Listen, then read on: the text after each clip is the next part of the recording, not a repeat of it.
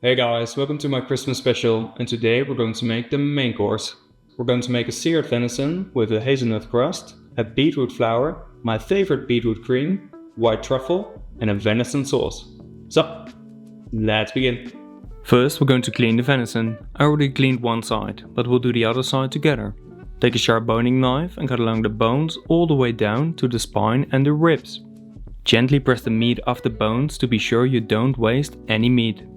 Then turn the venison around and carefully cut the loins off the bones. Venison loins are pretty small, so I always keep them for a mousse or a pâté. I'm not using them for this dish, but you could pan fry them. Keep the bones in your fridge to make the sauce. Then use the knife to cut away the membranes. Make sure you keep pressure on the membranes while cutting so you don't waste any meat. Now portion it to the desired size and keep it covered in your fridge for later. Then for the sauce. Chop the venison bones in smaller pieces and place them on an oven tray. Now toast them at 200 degrees Celsius for around 40 minutes till golden brown. Meanwhile, cut 2 onions in half and clean them. Now chop them. Then cut a leek all the way down to the middle and wash it as well. Now cut the top half in thin rings and do the same with 1 carrot. Then drizzle some oil in a frying pan and pan fry the cut vegetables with 250 grams of mushrooms. You can use any mushrooms you like. Once golden, deglaze the pan with 300 grams of white wine and also add 3 sprigs of thyme and 4 cloves of garlic. Reduce it till almost all the wine has evaporated. After, add the bones and deglaze the tray with some water. Let this soak in the oven for a minute or 5. Now transfer the bones and the vegetables into a big pot and add the soaked tray liquid, 300 grams of cream and enough water to submerge the bones. Bring this to a boil and then let it simmer on the lowest heat for at least 6 hours. After that, add some slices of gingerbread to give it a nice flavor and to thicken the sauce. Then drain the sauce on a fine sieve and let it drip for at least 30 minutes so you don't waste a single drop. Now when necessary, let the sauce reduce and then season it with salt. Once that's done, pass the sauce through a fine sauce sieve and tap the side so it passes through, leaving the solids in the sieve. Then keep it in your fridge for later. Now for the mushroom powder. Spread 200 grams of mushrooms on the silicone sheet and divide 15 grams of squid ink on there as well. Now let this completely dry at 60 degrees Celsius for around 4 to 5 hours. Once dry, transfer it into a blender and blend it into a fine powder. Keep it dry and covered for later. Then for the beetroot roast. Place 4 even-sized beetroots on a piece of aluminium foil and drizzle some olive oil on top. Now season with salt and then wrap the beets as tight as possible. Then bake them at 180 degrees Celsius for around 70 minutes. Once they're cooked, take them out of the oven and let them cool down for 5 minutes. Then remove the peel. This is best done when they're still warm. Now let them cool down in your fridge. After, slice them in thin slices on a mandolin. The slices need to be around 3 to 4 mm thin. Then stack the slices and cut them with a small round cutter. Keep the trimmings for later to make the cream. Now once you've done that, place the beetroot rounds overlapping on a piece of foil. When no more rounds fit, start rolling them up and then continue laying and rolling till you're happy with the size. Then cover it completely with the foil and portion the rows in half. Be very gentle. Now remove the foil and cut the rows once more in half. Again, be very gentle so you don't waste all the hard work you just did. Each whole unportioned rose is enough for 4 dishes. Keep them in your fridge for later. Now for the cream. Cut a shallot in half and clean it. Now chop it.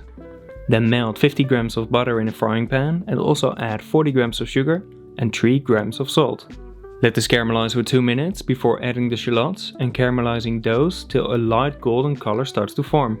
Now add 500 grams of beetroot trimmings with 2 sprigs of thyme and pan fry it for 5 minutes. Then deglaze the pan with 200 grams of vegetable broth and 20 grams of white wine vinegar and then let this reduce almost all the way. After that, remove the sprigs of thyme and transfer it into a blender. Blend it till smooth. Then add a knife tip of xanthan gum and blend it for another minute. The xanthan gum will prevent the cream from leaking any liquid once plated. Now keep the cream in your fridge for later. Then the hazelnut crust. Place 150 grams of hazelnuts on a tray and toast them at 150 degrees Celsius for around 15 to 20 minutes.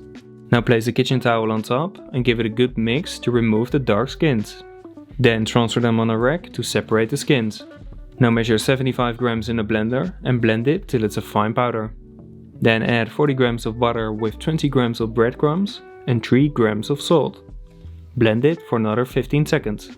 Now transfer it on a piece of fake foil and place another piece of foil on top. Then spread it using a rolling pin. After that, remove the top foil. Now take the remaining toasted hazelnuts and chop them into a fine crumble. Spread the crumble on the crust and make sure everything is covered. Then let it set in your freezer.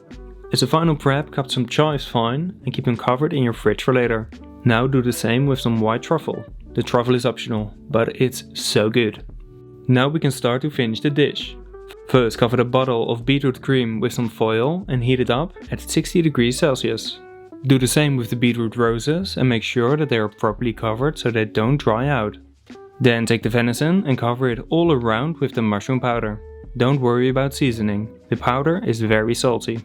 Now add a drizzle of oil in a hot frying pan and sear the venison for a couple of seconds on all sides. Do this as fast as possible. Then place them on a tray and cook them at 110 degrees Celsius for around 10 minutes. Once cooked, take them out of the oven and cut the hazelnut crust to the desired size. It should be a bit bigger than the venison. Lay it on top and then let it rest for around 10 minutes, also at 60 degrees Celsius.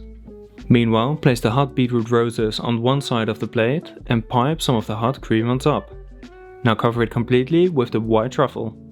Then sprinkle some chives on the venison and portion it to the desired size. Now place it on the other side of the plate and decorate the top with some white leek flowers. Then serve it as soon as possible because venison dries out very fast. But don't forget that delicious venison and gingerbread sauce. Okay guys, that's it for today. Very happy with the dish. The result looks super nice and the flavors are wonderful as well. I already had a ton of the sauce because that sauce is to die for. It has so much layers. It has a little bit of sweetness because of the gingerbread, and right now it has cooled down a bit, so it's a bit thick, but it is spot on. It's so good. Prep wise, I think the dish is very doable because you can prep everything in advance. The cream you can already make beforehand and freeze. You're gonna be left with trimmings from the roast down, but those you can freeze as well and turn into a cream once more, make it into the salad, whatever you want, be creative with your waste. And the venison you can already pan fry. So if you just pan fry the venison beforehand during the day, or, well, I wouldn't do it the night before, but during the day, then you just pop it in the oven, let it rest for 10 minutes and serve it straight away. Really, like I said in the video, really don't let it rest too long because then the edges start to turn gray very fast because that's just the way it is with venison. So yeah, don't let it rest like beef because you can over rest it actually. Let's just dig in.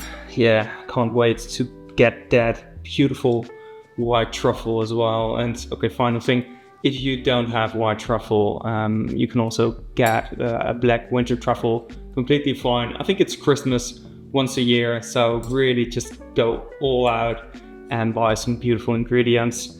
And if not, I think it's still a wonderful dish without, but let's see if that's actually true.